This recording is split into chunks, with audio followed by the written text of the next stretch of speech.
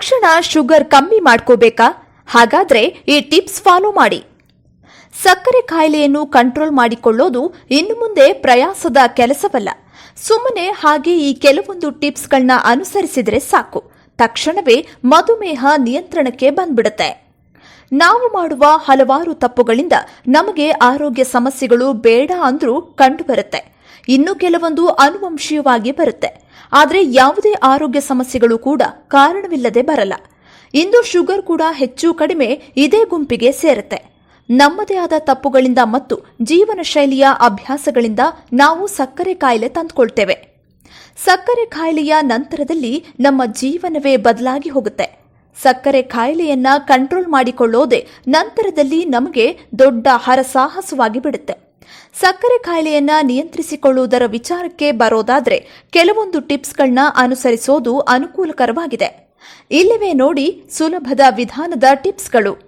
ಸಕ್ಕರೆ ಕಾಯಿಲೆಯನ್ನು ಕಂಟ್ರೋಲ್ ಮಾಡಲು ಇದೊಂದು ಅದ್ಭುತ ಟಿಪ್.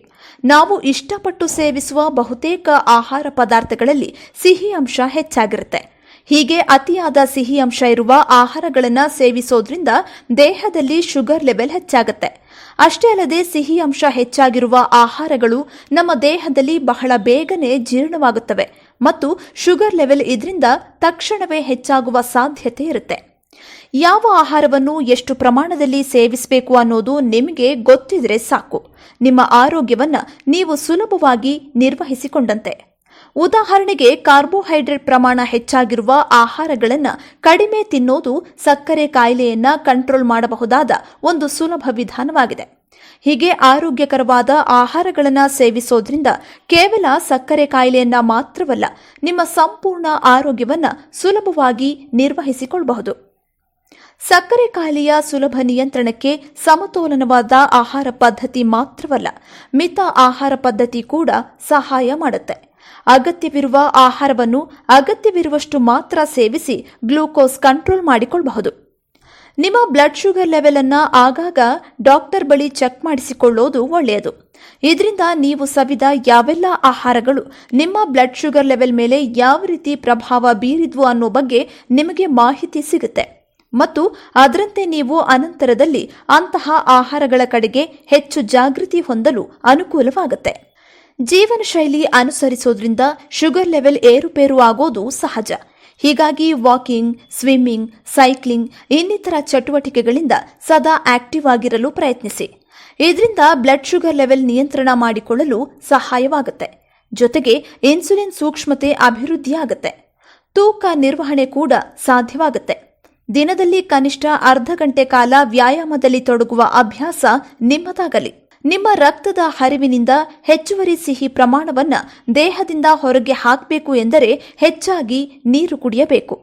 ಗಿಡಮೂಲಿಕೆ ಚಹಾ ಅಥವಾ ನೀರು ಅಥವಾ ಕಡಿಮೆ ಕ್ಯಾಲೋರಿ ಇರುವಂತಹ ಆಹಾರ ಸೇವನೆ ಮಾಡೋದ್ರಿಂದ ಸುಲಭವಾಗಿ ಸಕ್ಕರೆ ಕಾಯಿಲೆಯನ್ನ ಕಂಟ್ರೋಲ್ ಮಾಡಬಹುದು.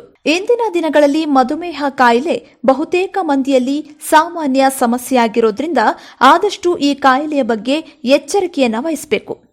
ವಿಶೇಷವಾಗಿ ಈ ಕಾಯಿಲೆಯಿಂದ ಬಳಲುತ್ತಿರುವವರು ತಮ್ಮ ಆರೋಗ್ಯದ ಜೊತೆ ತಾವು ಸೇವನೆ ಮಾಡುವ ಆಹಾರ ಎರಡರ ಕಡೆಗೂ ಗಮನ ಹರಿಸೋದು ಅತಿ ಅಗತ್ಯ. ವಿಶೇಷವಾಗಿ ಸೇವಿಸುವ ಆಹಾರ ಪದ್ಧತಿಯಲ್ಲಿ ಏರುಪೇರಾದರೆ ಆಗ ಅದರಿಂದ ರಕ್ತದಲ್ಲಿನ ಸಕ್ಕರೆ ಮಟ್ಟವು ಹೆಚ್ಚಾಗಬಹುದು. ಹೀಗಾಗಿ ಸರಿಯಾದ ಆಹಾರ ಕ್ರಮವನ್ನು ಪಾಲಿಸಿಕೊಂಡು ಔಷಧಿ ಸೇವನೆ ಮಾಡುತ್ತಾ ಇದ್ರೆ ಈ ಕಾಯಿಲೆಯನ್ನು ನಿಯಂತ್ರಣದಲ್ಲಿ ಇಡಬಹುದು. ಕಡಿಮೆ ಕ್ಯಾಲೋರಿ ಹಾಗೂ ಅಧಿಕ ಪ್ರೋಟೀನ್ ಅಂಶ ಸಿಗುವ ಆಹಾರಗಳನ್ನು ತಿನ್ನುವ ಅಭ್ಯಾಸ ಮಾಡಿಕೊಳ್ಬೇಕು.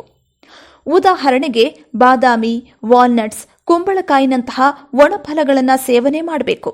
ಇದರಿಂದ ಕೂಡ ಮಧುಮೇಹಿಗಳಲ್ಲಿ ರಕ್ತದಲ್ಲಿನ ಸಕ್ಕರೆ ಮಟ್ಟವನ್ನು ನಿಯಂತ್ರಣ ಮಾಡಿಕೊಳ್ಳಬಹುದು ಎಂದು ಅಧ್ಯಯನಗಳು ಹೇಳಿವೆ. ಇನ್ನು ಪ್ರತಿದಿನ ಟೀ, ಕಾಫಿ ಕುಡಿಯೋ ಬದಲು ಆಂಟಿ ಇನ್ಫ್ಲಾಮೇಟರಿ, ಆಂಟಿ ವೈರಲ್ ಹಾಗೂ ಆಂಟಿ ಆಕ್ಸಿಡೆಂಟ್ ಪ್ರಮಾಣ ಹೇರಳವಾಗಿ ಕಂಡುಬರುವ ನೈಸರ್ಗಿಕ ಟೀ ಕುಡಿಯುವ ಅಭ್ಯಾಸ ಮಾಡಿಕೊಳ್ಬೇಕು.